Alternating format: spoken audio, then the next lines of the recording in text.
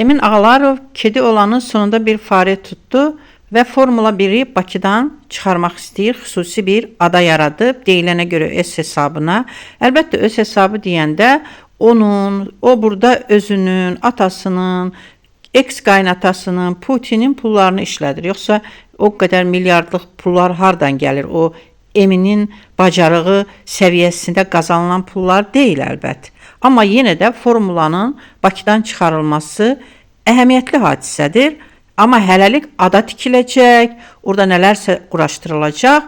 Ona kimi Azərbaycan əhalisi yenə də öz əziyyətini çəkəcək. Ağalarovun sözlərinə görə Formula 1 təşkilatçıları köhnə Bakının fransız tipli damlara malik 4 və 5 mərtəbəli binalarından ibarət memarlığını yüksək qiymətləndirirlər. Kakbutda biz heç nə qanmırdıq, xaricilər gəlib və Bakıdakı hər hansı bir memarlıq hissəni qiymət verirlər. Güya biz bilmirik ki, Bakı necə gözəl ola bilərdi.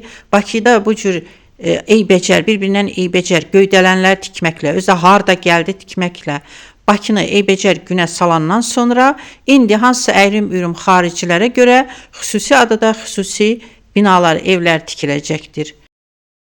Azərbaycan əhalisi, yəni ümumiyyətlə Azərbaycanda elə əhalimizin, toplumumuzun çoxunu götürsək, elə bil ki, özümüzdən çox, özümüzün ən yaxşısına qiymət vermirik, amma xaricdən gələn, hətta Türkiyədən gələn əyrim-üyrüm insanlara az qalırıq palaz olaq.